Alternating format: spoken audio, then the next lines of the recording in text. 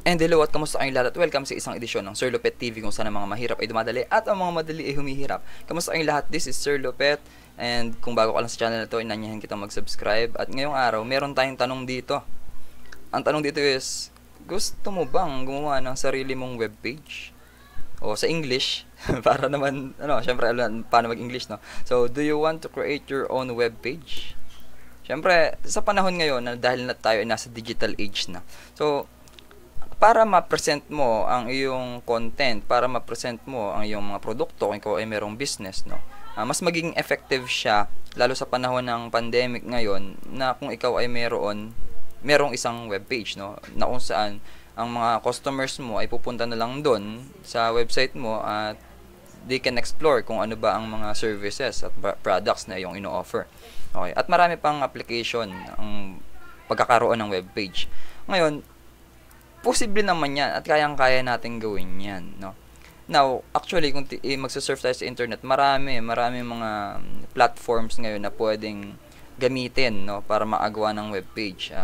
Kasama na dyan yung Weebly, yung WYSIWYG, yung at marami pang iba, yung Wix kasama rin yan.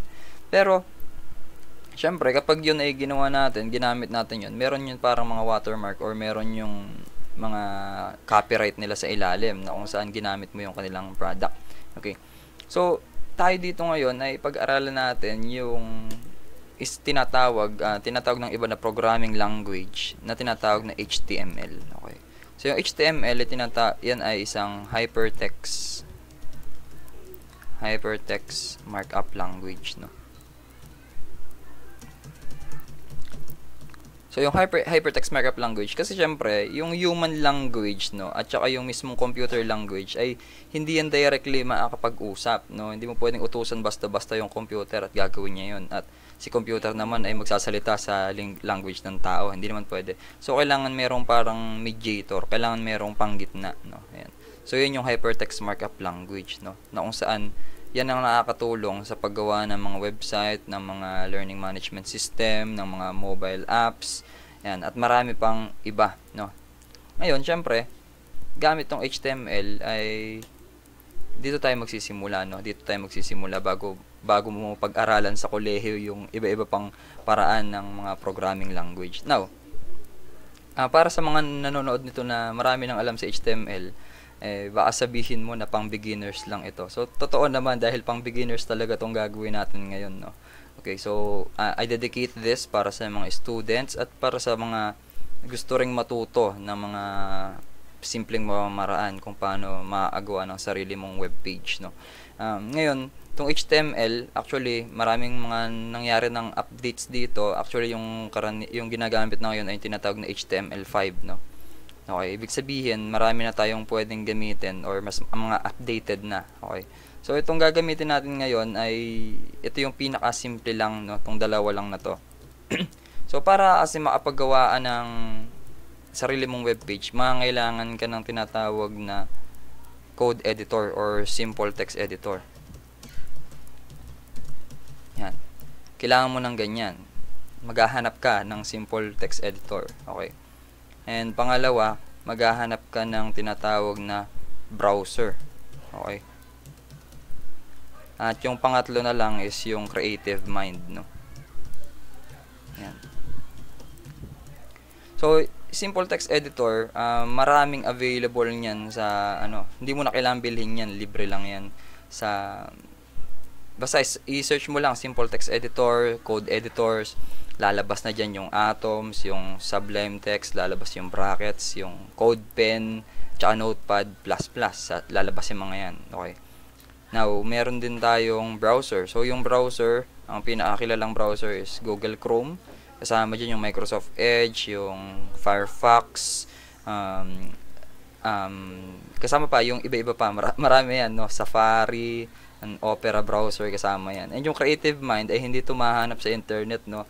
Nasa sarili mo mismo yan.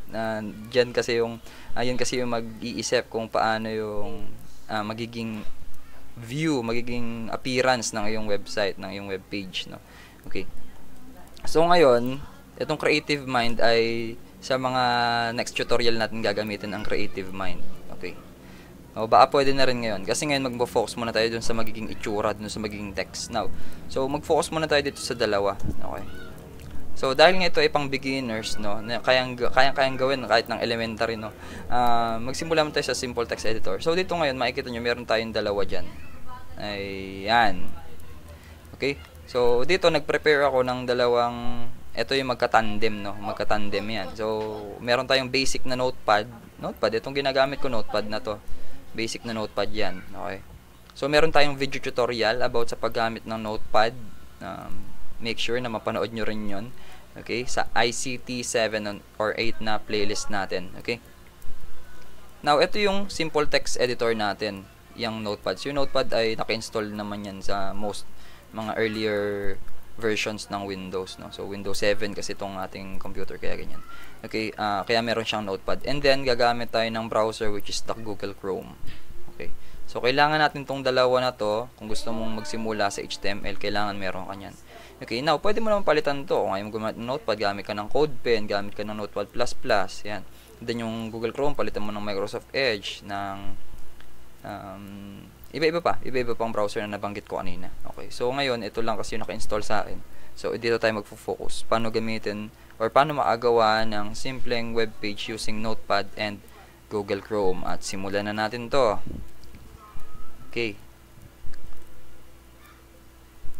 Don't save natin yan. Okay, so magsisimula tayo sa paggagawa ng sarili nating folder, syempre. So, tignan nyo, nilinis ko talaga yung desktop para madali natin maintindihan. So, right click syempre, mag right click ka dun sa yung screen and then mag new. Ayan, new. And then new folder. Ayan.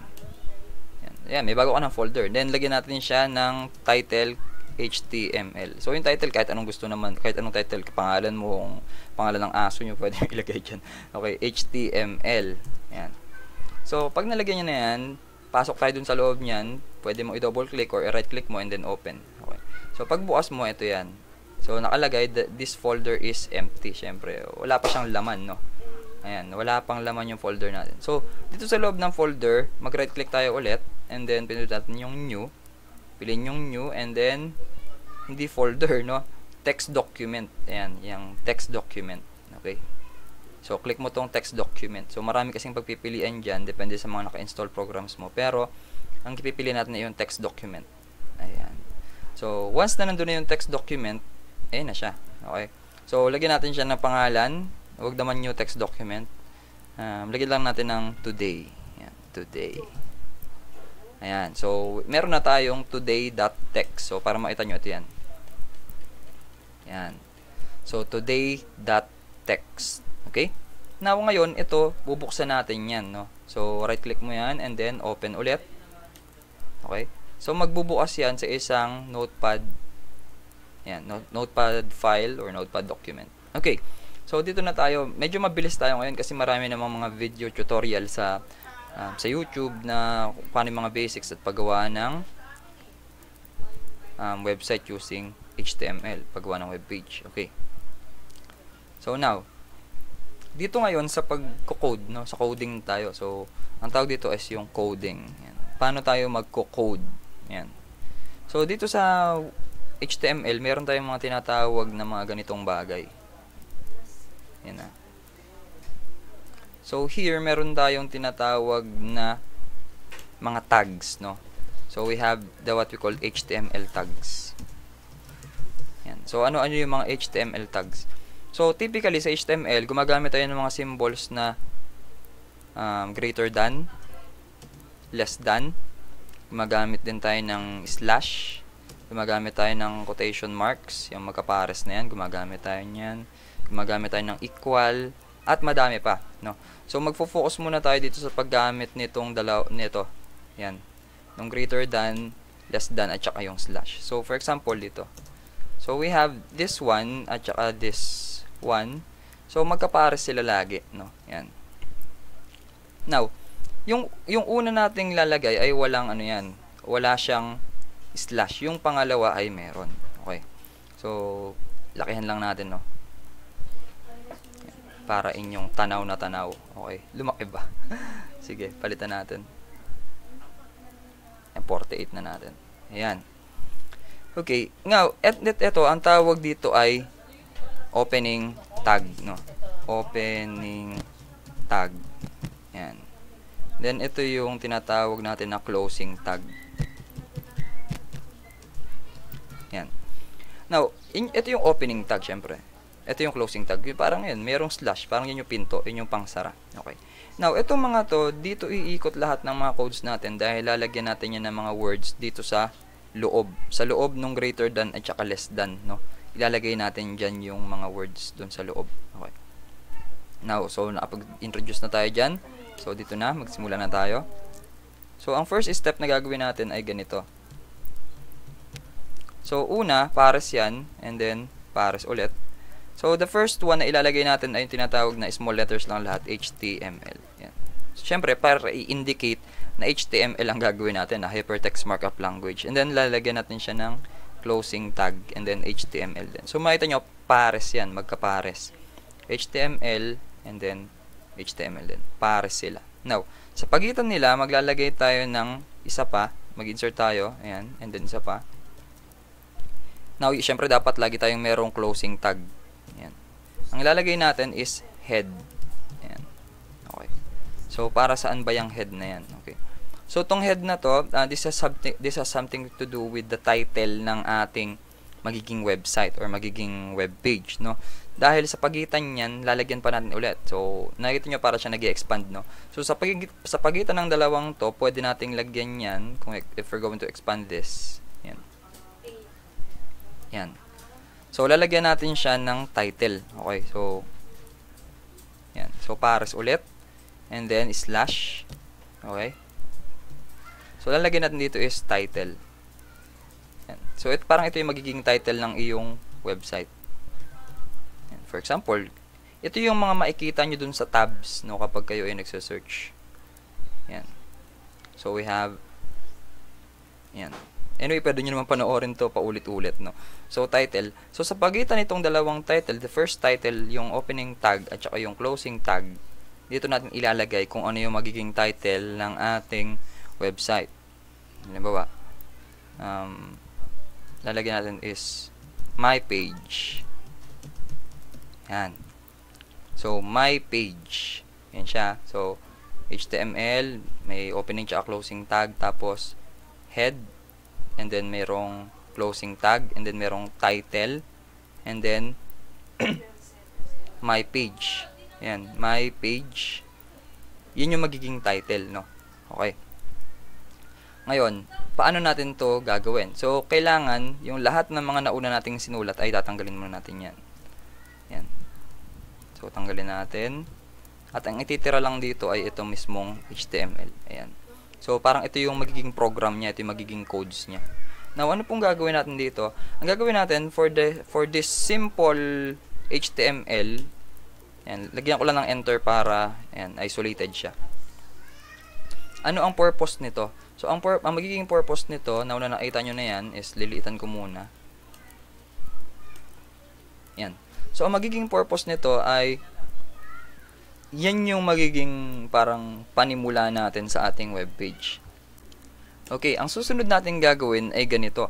So, napapansin nyo, ito na yung output natin for the meantime. Ang susunod natin gagawin ngayon is click on the file. So, remember na itong ginagawa natin or ginagamit natin na text file ay ang kanyang file name ay today.txt. Ito rin yan, di ba? Yan, today.txt. So, ang gagawin natin dito sa binuksan natin na file na to is we're going to save this to a different file format. So, pag-click nyo ng file, punta kayo sa Save As. Okay? Now, nakita nyo siya nandun, di ba? So, ito pong today.txt na yan, babaguhin natin yung format niya. No? Isa-save natin siya in a different file format. So, we're going to click this drop-down menu and then, piliin natin yung all files. Okay? Yan. So, kapag kinlik mo yung all files, parang binibigyan kanya ng karapatan na i-save ito sa ibang format naman para mabuksan sa ibang program na naka-install sa inyong computer. So, palitan natin itong buo ng gawin natin siyang today. Today pa rin, kaso nga lang, dot, walang space ha, malit lang, HTML. Yan. Today.html. So, yan ang magiging file name niya ngayon, today.html. Okay, so save natin yan. Okay, so balik tayo dito. Now, mapapansin nyo dito sa ating folder ay meron tayong dalawa ngayon. We have today.html at saka today.text. Okay. So, itong dalawa na to ngayon ay isa lang ang kailangan natin dyan. Okay. So, ang gagawin natin is we're going to delete, no? Buburahin natin yung close. So, i-close muna natin to. Yan. So, burahin natin yung today.text, no? So, natira na lang ngayon, we have today.html. Now, anong maganda dito? So, pag ni-right click natin siya, we can open this using the notepad.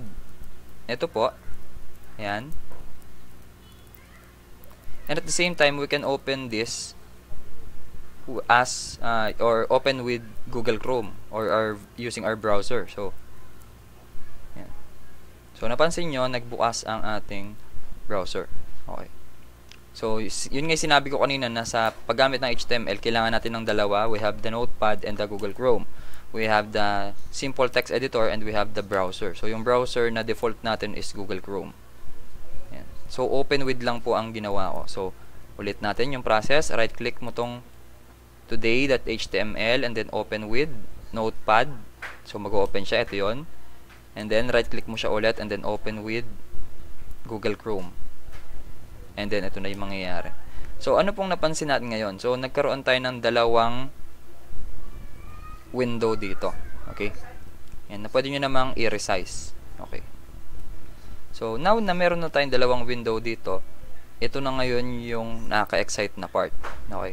Kasi, initially, nakita na natin agad yung isa sa mga outputs, mga ina-expect nating outputs dito. Ano yun? Nasaan yun, sir? Okay, ito yun. Take note na naglagay tayo ng HTML opening tag, naglagay din tayo ng HTML closing tag. Naglagay tayo ng head, okay?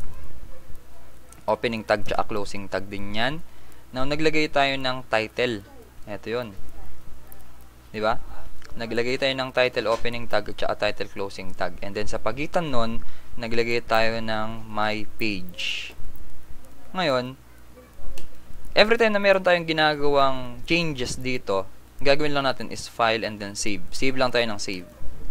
And then, ang gagawin sa kabila is we have to click or reload this page or pindutin mo lang F5 sa iyong keyboard. Okay. Now, nasa ng isang output natin? Yung isang output natin ay nandun. Ayun o. Yung my page. So, ibig sabihin, yung my page na yan, ito yun. Yung title. Okay? So, kung gusto kong palitan to, halimbawa, palitan na best day. Diba? Best day. Yun yung title ng ating page. So, if I'm going to click the file and then save, and then refresh ko dito, ayan, napansin nyo, nilagyan ko dito ng best day, and then dun sa kabila ay nagkaroon din ng best day. Ayan. So, hanggang dyan lang muna tayo ngayon dahil gagawin nating series ito, HTML, hanggang sa 4th quarter. Tingnan natin hanggang saan ang aabutin natin. So, maraming salamat sa mga nakapanood nito. Pwede mo itong i-like kung nagustuhan mo yung video. Pwede kang mag-comment para sa mga suggested video tutorial mo. Pwede ka ring syempre share mo to sa mga classmate mo, sa mga gusto ring matuto ng HTML katulad mo. At pwede ka rin mag-subscribe para naman makatulong rin sa ating channel. At this is Sir Lopet na nagsasabi na sa bawat problema merong solusyon. Dapat tayo ang maging solusyon para iwas konsumisyon. Maraming salamat. Ingat nasan ka man. God bless you and thank you.